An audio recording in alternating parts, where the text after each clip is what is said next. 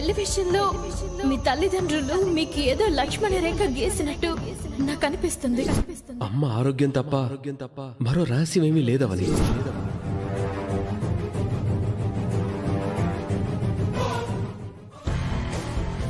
మొత్తానికి అనుకున్నది సాధించావే. అసలు అంత తొందరగా అన్ని జరిగిపోయాయంటే నమ్మడానికే చాలా ఆశ్చర్యంగా ఉందే. ఈ రోజుల్లో ఒకరిని ప్రేమించి మరొకరిని పెళ్లి చేసుకుంటున్నారు. కొంతమంది అయితే 2-3 సంవత్సరాలు లవ్ చేసుకొని చివర్లో బ్రేకప్ అంటున్నారు. నువ్వు మాత్రం చాలా షార్ట్ గ్యాప్ లో ఎంగేజ్మెంట్ కూడా చేసేసుకున్నావు. You are so lucky Niharika. అంతా బాగానే జరిగింది, కానీ ఎంగేజ్మెంట్ లో మాత్రం చిన్న హర్డల్ వచ్చింది. ఆ సమయంలో దాన్ని ఓవర్టేక్ చేయడం కోసం సూసైడ్ అటెంప్ట్ చేయాల్సి వచ్చింది. వాట్? నువ్వు సూసైడ్ అటెంప్ట్ చేసావా? అవునే. నీకోసం సూసైడ్ అటెంప్ట్ చేసిన వాళ్ళని చాలా మందిని చూసాం, కానీ నువ్వు అలాంటి స్టేజ్ కి వెళ్ళడం అంటే ఇది ప్రపంచంలోనే కొత్త వింతలా ఉందే. ఎందుకే నవ్వుతున్నావు? నిహారిక సూసైడ్ చేసుకునేంత వీక్ మైండెడ్ కాదే. అది జస్ట్ డ్రామా. వాట్? యా, అంత అవసరం ఏమొచ్చిందే?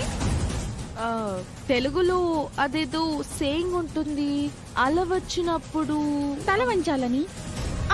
Yeah, something like that. నేను కూడా అలాంటి సిచ్యువేషన్ లో డ్రామా ఆడాల్సి వచ్చింది. గురుడి కోసం ఆ మాత్రం చేయక తప్పలేదు. బట్ ఫ్యామిలీ మెంబర్స్ అందరూ చాలా సీరియస్ గా నమ్మేశారు. శ్రీకర్ అంటే ఎందుకే అంత ఇష్టం నీకు? కొందరు అబ్బాయిలు సంవత్సరాలుగా వెంట పడుతూ ఉంటారు, మన కనెక్ట్ కానీ ఆల్ ఆఫ్ సడన్ గా ఒకడు ఎదురు పడతాడు. అతనితో మనకి ముందసలు పరిచయమే ఉండదు, కానీ కనెక్ట్ అయిపోతాడు. This is called love magic. Understand? ఏం చెప్పావే?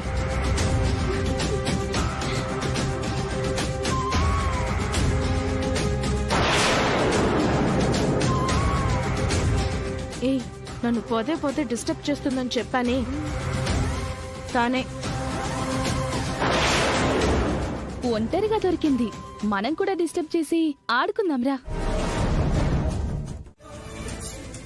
అవని లేదు బాబు, బయటికెళ్ళి వస్తానని చెప్పి వెళ్ళింది, ఇంకా రాలేదు. ఏమైంది బాబు, ఎందుకు కంగారుగా ఉన్నావు? గీత దగ్గరికి ఏమైనా వెళ్ళిందా? అక్కడికి వెళ్తున్నట్టు చెప్పలేదు.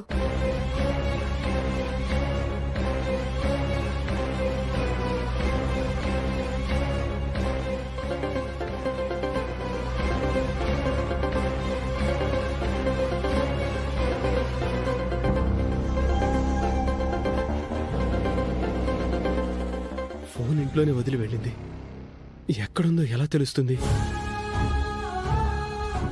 నిన్ను చూస్తుంటే నాకు కంగారుగా ఉంది. ఏం జరిగిందో చెప్పు బాబు. ఏం లేదండి, క్యాజువల్ గానే కలుద్దామని వచ్చాను. అబద్ధం చెప్తున్నావు కదా? అయ్యో, ఇందులో అబద్ధం ఏం లేదండి. నేను బయలుదేరతాను. అవని వస్తే ఫోన్ చేయమని చెప్పండి. ఒక్క నిమిషం బాబు. అవని నా దగ్గర ఎన్ని రోజులున్నా నాకు అభ్యంతరం లేదు. కూతురు పుట్టింటికొచ్చినట్టు చూసుకుంటాను. తన మొహంలో ఆనందం కనపడితే నేను ఆనందంగా ఉంటాను. కానీ అవని అలా లేదు. మా జీవితాల్లో సుఖాలు చుట్టపు చూపులా ఉండేవి, కష్టాలు నీడలా ఉండేవి. అయినా సరే సంతోషంగా ఉండేవాళ్ళం. అవని మీ ఇంటి కోడలైందన్న మాటే కాని తనలో ఇప్పుడు ఆ సంతోషమే కనిపించడం లేదు. సుజాత చెల్లెలు అవనికి, శ్రీకర్ భార్య అవనికి మధ్య చాలా తేడా కనపడుతోంది. మీ ఇంట్లో ఏమైనా జరిగిందా? మరి ఎందుకు నా దగ్గర ఇన్ని రోజులు ఉండిపోతుంది? మీరు అనవసరంగా ఏదేదో ఊహించుకుంటున్నారు. తను నార్మల్ గానే మీ ఇంటికి వచ్చింది. నాది ఊహ అయితే పర్వాలేదు, వాస్తవం అయితే మాత్రం నేను తట్టుకోలేను. భార్య భర్తల మధ్య, అత్త కోడళ్ల మధ్య గొడవలు సహజం. ఎన్ని సమస్యలొచ్చినా నా చెల్లెలికి మాత్రం అన్యాయం జరగకూడదు బాబు. అయ్యో, అలాంటిదేం జరగదండి. మీరేం టెన్షన్ పడకండి.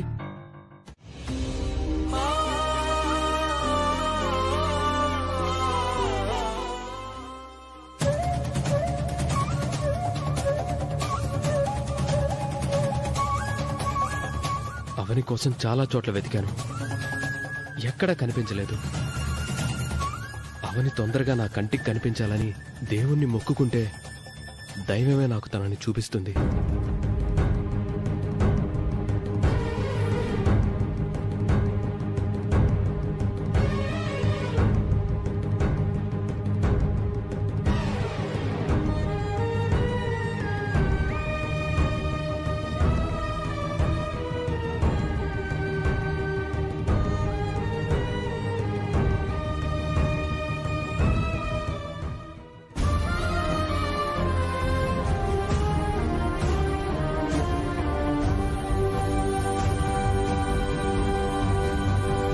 వాళ్ళు చెప్పడానికంటే ముందే నేనే చెప్పాలని అనుకున్నాను.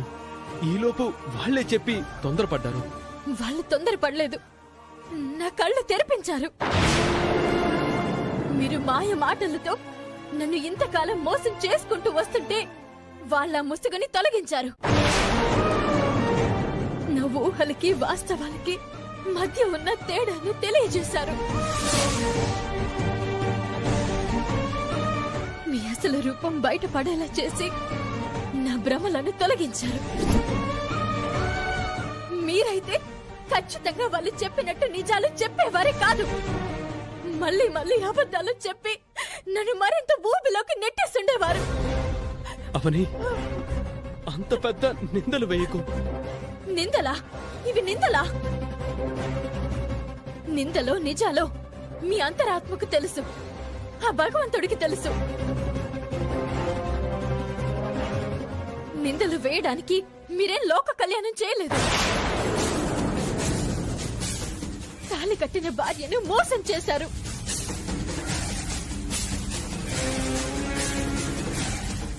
జరిగిందేంటో అమ్మ వాళ్ళకంటే ముందు నేనే చెప్పుంటే నువ్విలా అనగలిగేదానివా? అంటాను అంటాను.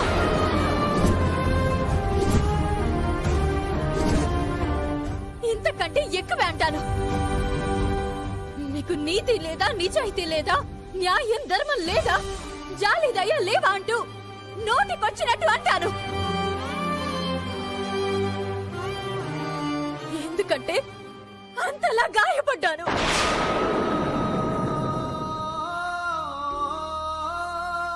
రెక్కలుండి ఎగరలేక, కాళ్ళుండి నడవలేక, కళ్ళుండి చూడలేక, గొంతుండి మాట్లాడలేనంతగా గాయాలైతే ఆ బాధ ఎంత నరకంగా ఉంటుందో అంతలా గాయపడ్డాను. మీ అమ్మ నాన్నల కంటే ముందే చెప్పుంటే గొప్పవారైపోయి ఉండేవారా? నేను మీకు సన్మానం చేసి ఉండేదానా? మీరు చెప్పాల్సింది ఎప్పుడు? భరణి నక్షత్రం గల అమ్మాయి మా ఇంటికి కోడలుగా రావాలి అని నన్ను ప్రేమించినప్పుడు చెప్పాలి. మేషరాశిలో పుట్టిన అమ్మాయి ముక్కు పొడుకను ధరించే అర్హతను పొందుతుందని నా మెడలో తాళి కట్టినప్పుడు చెప్పాలి. కార్తీక మాసంలో శుక్రవారం నాడు జన్మించిన అమ్మాయి మా వంశాచారాన్ని ముందుకు తీసుకువెళ్తుందని నన్ను గెస్ట్ హౌస్ నుంచి ఇంటికి తీసుకువెళ్ళినప్పుడు చెప్పాలి. బాగున్నామమ్మా. కూర్చోండి. పర్లేదమ్మా. ఏదైనా విశేషమా? తమరి జాతకం కలిగిన కోడలు గారు దొరికారని పూజారి గారితో చెప్పారంట. ఆ వార్త వినగానే ఊరందరికీ సంబరంలా అనిపించింది. ఎంతో కాలంగా మీరు మన ఊరు కంటున్న కల నిజమయ్యే రోజు దగ్గరలోనే ఉందని ఊరి జనం ఆనందంలో మునిగి తేలుతున్నారమ్మా. ఆ ఆనందం తొందరలోనే మరింత రెట్టింపవుతుంది. ఆల్రెడీ నిశ్చితార్థం అయిపోయింది. త్వరలో పెళ్లి కూడా అయిపోతుంది. చిన్న కోడలతో మనూరి జాతరకు వస్తారా అమ్మా? తప్పకుండా వస్తాం.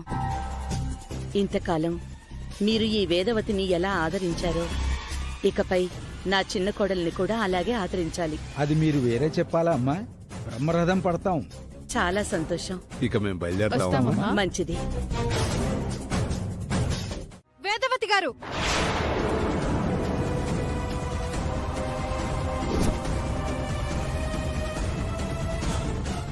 ఏంటి ఇలా సడన్ గా వచ్చారు? ఈ పెళ్లి జరగదు వేదవతి గారు.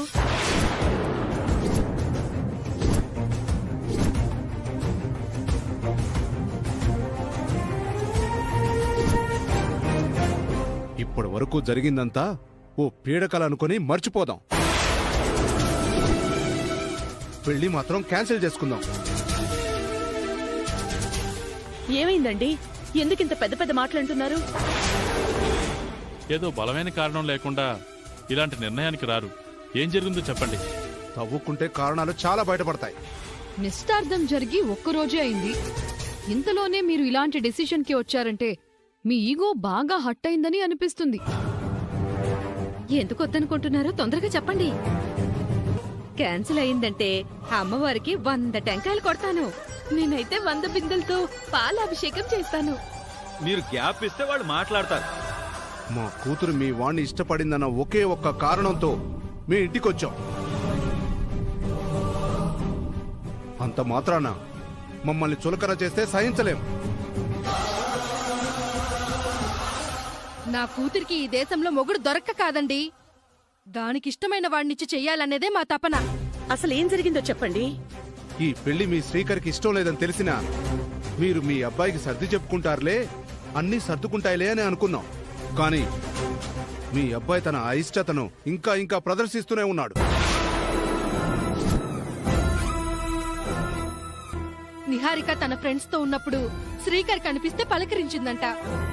ఆ సమయంలో బదులుగా ఎంత చక్కగా పలకరించాలి, ఎంత ప్రేమగా మాట్లాడాలి, లెక్కలేనట్టుగా వెళ్లిపోయాడంట.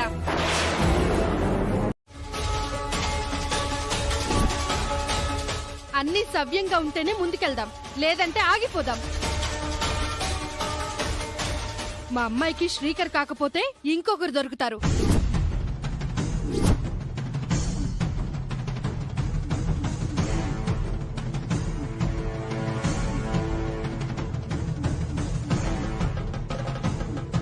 వామ్మో వామ్మో వామ్మో, బియ్యంకుల వాళ్ళకి అస్సలు మొహాటం లేనట్టుందిగా. ఎడా పెడా వాయించేశారు. ఇదేదో నా కూతురు అదృష్టం కొద్ది జరుగుతున్నట్టుంది. దీనంతటికీ కారణం శ్రీకర్ అవనిని మర్చిపోలేకపోవడమే అత్తయ్య గారు.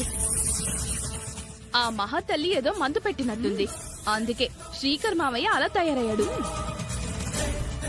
చిన్న కోడలు దొరికేసిందని అప్పుడే మన ఊళ్ళో దండోరం వేయించుకున్నావు. జాతరకి చిన్న కోడలతో వస్తానని మాట కూడా ఇచ్చేశావు. నిహారిక చిన్న కోడలుగా మన ఇంటికి వస్తుందంటావా? పెళ్లి ముహూర్తం నిర్ణయించడానికి ఇంకా నెల 15 రోజులు సమయం ఉంది. ఈలోపు ఎన్ని జరుగుతాయో ఏమో. ఇంకాపుతారా?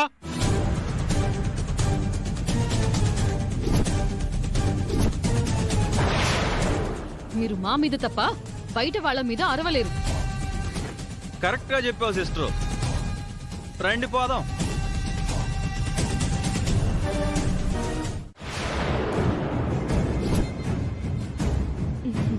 నాలాంటి ఒక అమ్మాయి మిమ్మల్ని ప్రాణంగా ప్రేమించి పెళ్లి చేసుకుంటుంటే మీలో ఏమాత్రం సంతోషం కనిపించడం లేదేంటి? అట్లీస్ట్ ఒక చిన్న స్మైల్ కూడా.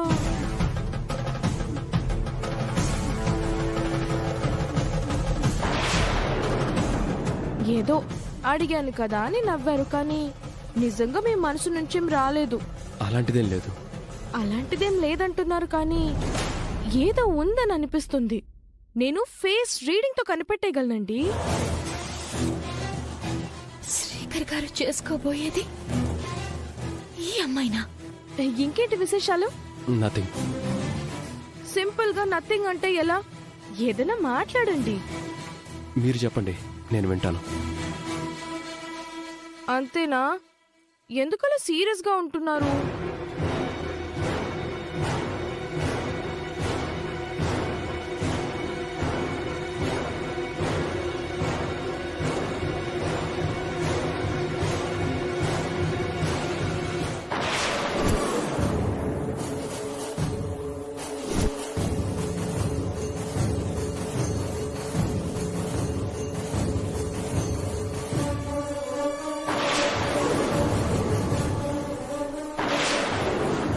మీరు నా చేతిని పట్టుకొని మీ వెంట 7 అడుగులు నడిపించి నన్ను మీ ఇంటికి తీసుకెళ్లే రోజు కోసం నేను ఎన్నో కలలు కంటున్నాను.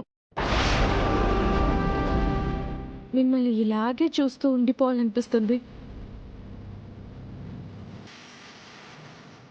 ఆయన్ని కలిసి మాట్లాడదాం అనుకున్నాను. ఈ అమ్మాయితో ఇలా చూస్తాననుకోలేదు. నా జీవితం ఎటపోతుంది.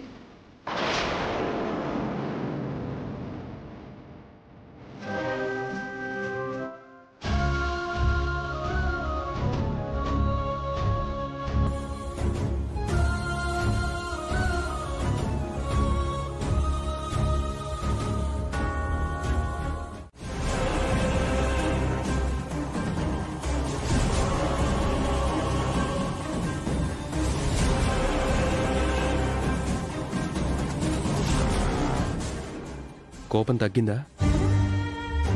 పేదవాళ్ళ కోపం తగ్గితే ఎంత, తగ్గకపోతే ఎంత? మన క్షేమ సమాచారాలు మాట్లాడుకోవడానికి రమ్మని చెప్పలేదు. ఒక ముఖ్యమైన విషయం గురించి మాట్లాడడానికి రమ్మన్నాను. ఏంటది? మీరు పెళ్లి చేసుకోబోయే అమ్మాయి ఎవరు? తన పేరు నిహారిక. ఆ అమ్మాయిని చేసుకోవాలనే ఉద్దేశం నాకు లేదు. తప్పక నటిస్తున్నాను. పెళ్లి ముహూర్తం నిర్ణయించేలోపు ఎలాగైనా సంబంధం క్యాన్సిల్ అయిపోవాలని రోజు దేవుణ్ణి మొక్కుకుంటున్నాను. నన్ను అర్థం చేసుకోవని. అర్థం లేని బ్రతకైపోయింది నాది. ఇంకేం అర్థం చేసుకోవాలి? నా కుటుంబం గురించి, పదుళ్ల క్షేమం గురించి నాకంటే నువ్వే బాగా ఆలోచిస్తావు. అలాంటిది నా పరిస్థితిని నువ్వు అర్థం చేసుకోలేవా?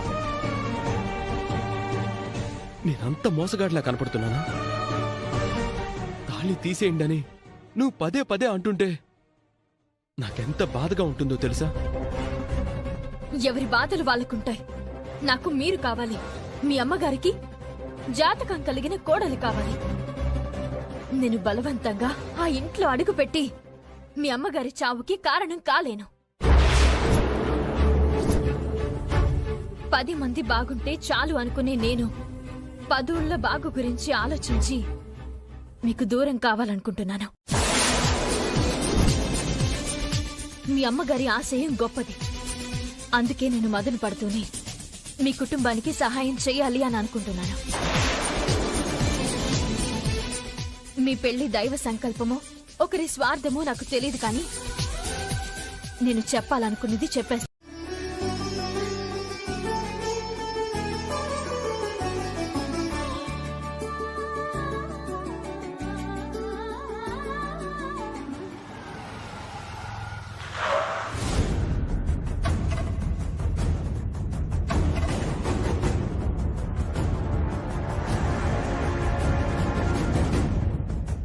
రాశ్రీ, హారతి తీసుకో.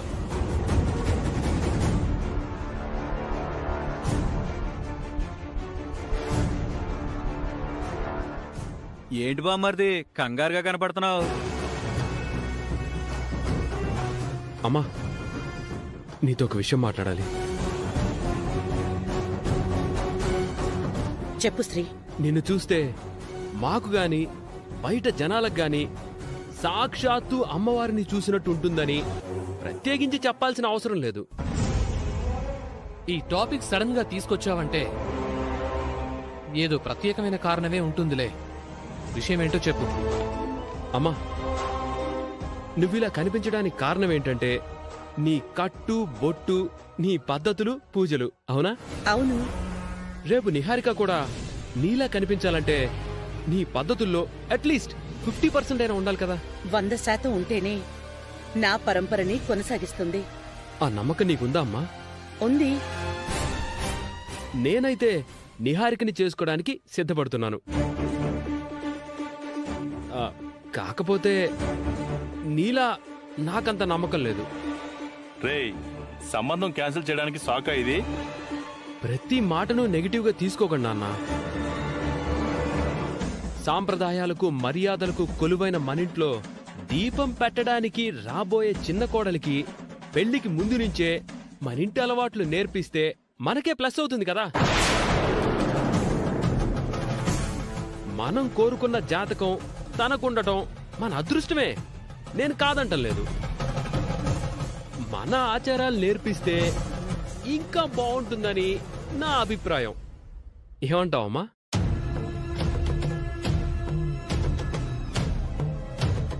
తాళి కట్టకముందే మనం ఏమైనా చేయగలం, కానీ తాళి కట్టిన తర్వాత మనం ఏమీ చేయలేం. నిహారిక వాళ్ళింట్లో ఉండగా మన ఆచారాలను తనకెలా నేర్పించగలం? ఆన్లైన్ క్లాసెస్ తీసుకోవాలేమో అక్క. లేదంటే వీడియో తీసి పంపించాలేమో. బామర్ది, నీ కాన్సెప్ట్ అర్థమైంది గాని దానికి సొల్యూషన్ ఏంటో అంతు చిక్కడం లేదు. అవును శ్రీ, అమ్మా నాన్నలు నిహారిక వాళ్ళ పేరెంట్స్ తో మాట్లాడడానికి నిర్ణయించుకున్నారు. కానీ ఏంటి మీ అనుమానం? నిజాయితీగా ఉండే వాళ్ళకంటే నటించే వాళ్ళనే ఈ లోకం నమ్ముతుంది. పొరపాటున నిహారిక తన గురించి గొప్పగా నిరూపించుకుందంటే తనను పెళ్లి చేసుకోవాల్సిన పరిస్థితి వస్తుంది. అప్పుడు తప్పించుకోవడం ఎలా అని ఇప్పటినుంచే చాలా భయంగా ఉంది. మన బంధాన్ని కాపాడుకోవడం కోసం నమ్మకంతో ఒక అడుగు ముందుకు వేశాం. ఆదిలోని హంసపాదిలా ఆలోచించకండి. నన్ను ఎలాగైనా దక్కించుకోవాలనే పంతంతో ఉంది. అందుకోసం ఏమైనా చేస్తుందని టెన్షన్గా ఉంది. ముందు తన ఇంటికి రావడానికి ఒప్పుకోవాలి కదా. రాకపోతే అది నాకు అడ్వాంటేజ్ అవుతుంది. ఎలా? నిహారిక ఇప్పుడే నీ మాట వినడం లేదు, ఫ్యూచర్లో మన గౌరవం ఎలా కాపాడుతుందమ్మా అని ఆరోపించి సంబంధం క్యాన్సిల్ అయ్యేలా చేస్తాను. మీరనుకున్నంత సులువుగా జరిగిపోతే గొప్ప విషయమే. మనకి ఎంతో మేలు జరిగినట్టు. నిశ్చితార్థం జరిగిపోవడం అనే గండం అంత తేలికగా విడిచిపెట్టదండి. జరగరానిది జరిగి నిన్ను వదులుకోవాల్సిన పరిస్థితి వస్తే ఆ క్షణం ఏం చెయ్యాలో అర్థం కాని అయోమయం ఇప్పటి నుంచే కలవర పెడుతుంది.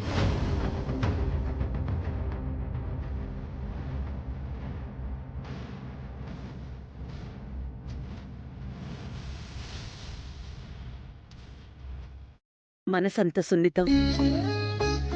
ఎదురు చెప్పకుండా మన ఇంటికి రావడానికి ఒప్పుకుంది. పూజలు పునస్కారాలన్నీ పెద్ద తెలిసిన దానికిలా వెళ్ళటానికి రెడీ అయిపోయావు. మైండ్ పనిచేస్తుందా? శ్రీకర్ అంటే ఎంత పిచ్చుంటే మాత్రం ఎలా ఒప్పుకున్నావు? నీ అలవాట్లు వేరు, వాళ్ళ అలవాట్లు వేరు. నెల రోజులు ఎలా నటించగలవు? లైఫ్ను చేతులారా రిస్క్లో పడేసుకుంటున్నావు. నేనేంలా ఉండకుండా, నాకు నచ్చినట్టు ఉండకుండా, వాళ్ళకి నచ్చినట్టు ఉండేలా నటించడం అంటే పెద్ద టాస్కే.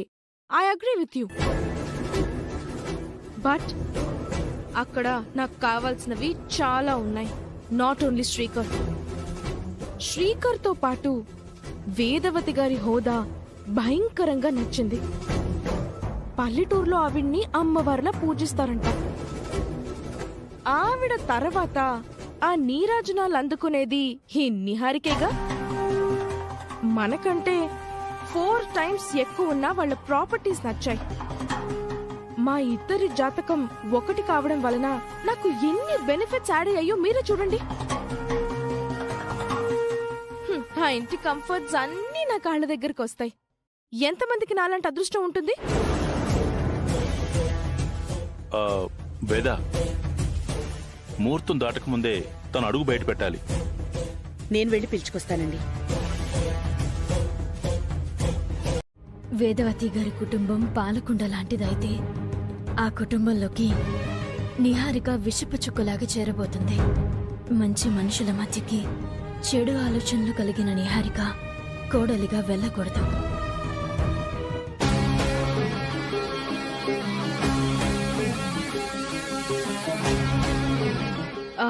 మావయ్య గారు, కారు ఆపండి.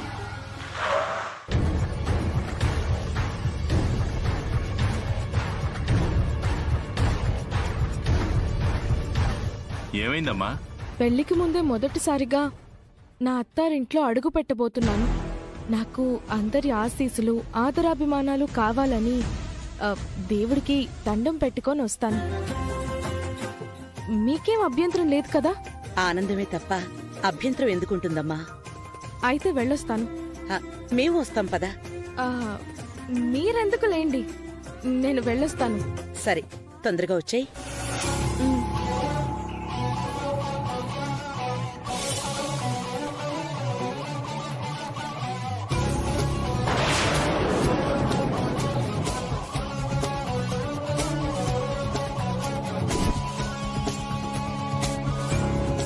మరీ ఇంత పద్ధతి గల పిల్ల అని నేను ఊహించలేదండి.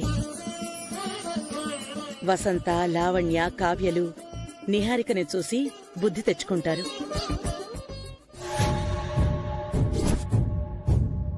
స్వామి, నా గురించి నీకు తెలియంది కాదు. నేను ప్రేమించిన వాడిని దక్కించుకోవడం కోసం నా తిప్పలు పడాల్సి వస్తుంది.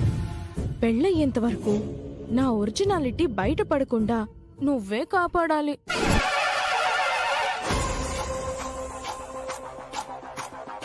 యాండి అవని,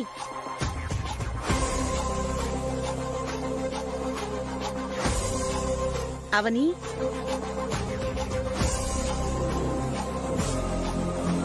అమ్మా అవని,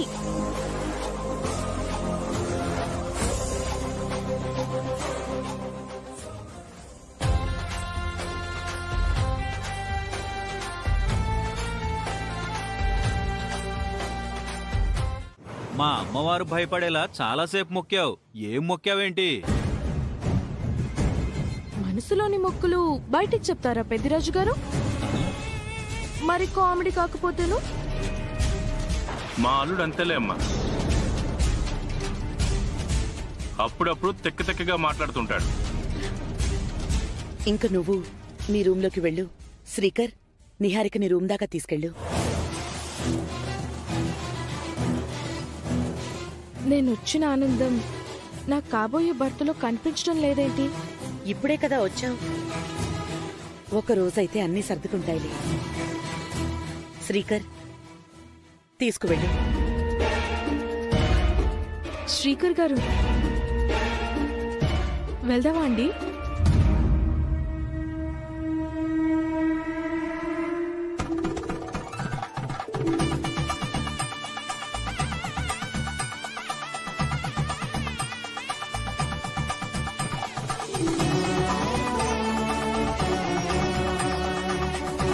వెళ్దామా?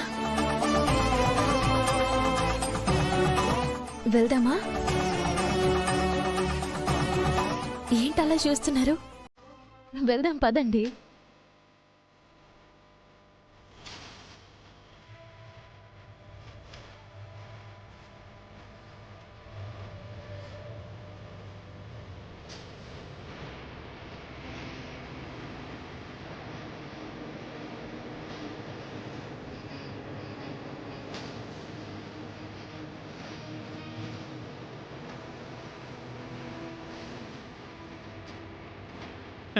అమాయకుడు అనుకుంటాం గాని 5 నిమిషాల్లో అల్లుకుపోతాడు.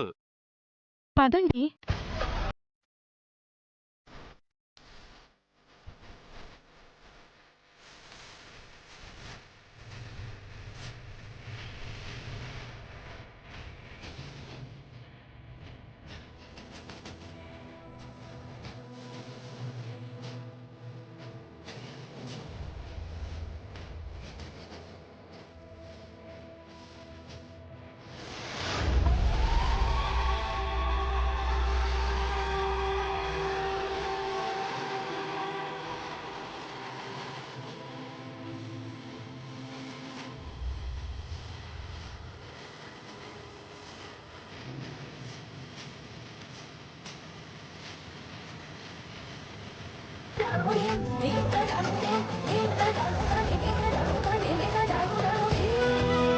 బామ్మర్ది మామూలోడు కాదు. వీడు ఏ అమ్మ ఇంట్లో అడుగు పెట్టినా ప్రొసీడ్ అయిపోతున్నాడు, మన కావ్యతో తప్ప. మరే గొప్పింటికి కోడల్నయ్యానని మురిసిపోయాను. ఆ మురిపం ఎంతో కాలం లేదు. దానికి కారణం నిజం తెలియకపోవడం. ఈరోజు నేనెంత మానసిక సంఘర్షణ అనుభవిస్తున్నానో మాటల్లో చెప్పలేను. తాళిని తీసేస్తే శ్రీకర్ గారి ప్రాణాలకి ప్రమాదమనే భయం ఒకవైపు, శ్రీకర్ గారికి భార్య కావాలని నిహారిక నా అత్తగారింట్లో అడుగు పెట్టిందని బాధ మరోవైపు. నిహారిక గురించి నిజం తెలియడం కోసం ఆ ఇంటికి తీసుకువెళ్లి సలహా ఇచ్చింది నేనే అయినప్పటికీ నా భర్తతో నిశ్చితార్థం జరుపుకున్న మరో ఆడది నా అత్తగారింట్లో కాబోయే కోడలుగా తిరగడం మనసుకి రంపపు కోతలా ఉంది. తొందరగా నా సమస్యకు ఒక పరిష్కారం చూపించు.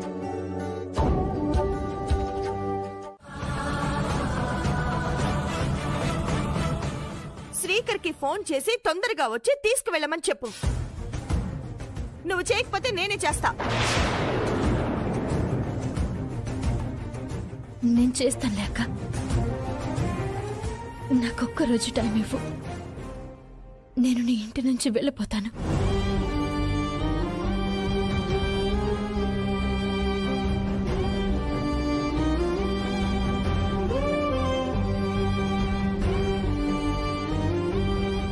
తల్లికి బిడ్డ భారం కాదంటారు. నువ్వు నా తల్లివి. నేను నీకు భారమయ్యానా అక్క? నువ్వు భారం అయ్యావని నేను అనలేదు. భారం అయ్యావని పొమ్మనడం లేదు.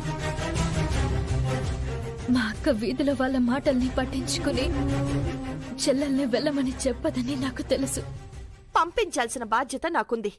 అందుకే నేను అలా అన్నాను. వీలైనంత తొందరగా బయలుదేరు.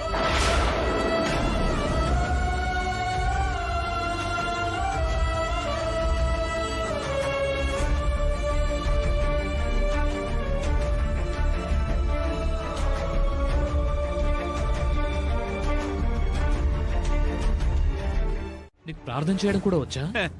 ఎర్రగా దేస్తా. మీరు కళ్ళు మూసుకోండి.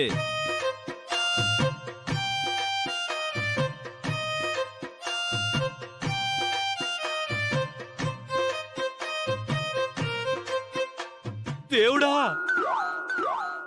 ఓ నా మంచి దేవుడా,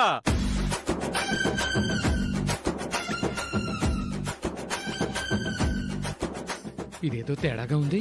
అడగ్గానే ఇంటికి ఇల్లరికపు అల్లుణ్ణి చేశావు. సంపాదన లేకుండా బతికే ధైర్యాన్నిచ్చావు.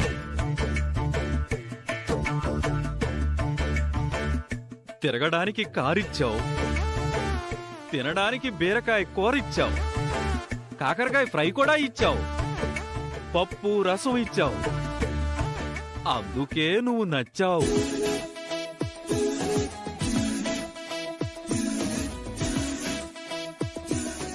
అందుకే నువ్వు నచ్చావు. నువ్వు చచ్చావు. ఎలా ఉందమ్మా? ఎలా ఉండకూడదో అలా ఉంది. దీన్ని ప్రార్థన అనరు. మరి నీ వీక్ పాయింట్లన్నీ నువ్వే బయట పెట్టుకోవడం అంటారు. అంత వరస్ట్ గా ఉందా? అంతకన్నా వరస్ట్. ప్రార్థన అంటే అన్నపూర్ణాదేవి స్తోత్రం పెద్దిరాజు గారు. అదొకసారి ట్రై చేయమంటావా? వద్దులే. సాధారణంగా గాడిద వెనక నిలబడితే తంతుంది. నువ్వు ఈసారి స్తోత్రం చదివితే గాడిద వచ్చి తంతుంది. రిస్క్ ఎందుకులేండి అన్నయ్య. అయితే డ్రాప్. నేను చెప్తాను, అందరూ సైలెంట్ గా ఉండండి.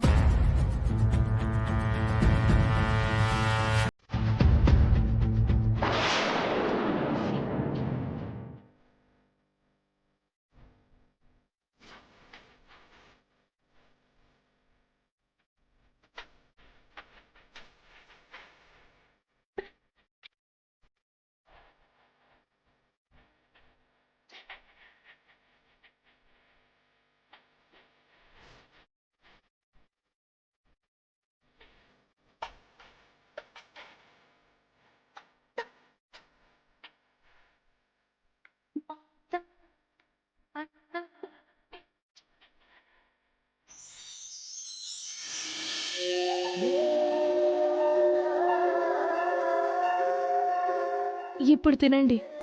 నీ నోటి వెంట స్తోత్రం వినగానే నా కడుపు నిండిపోయిందమ్మా.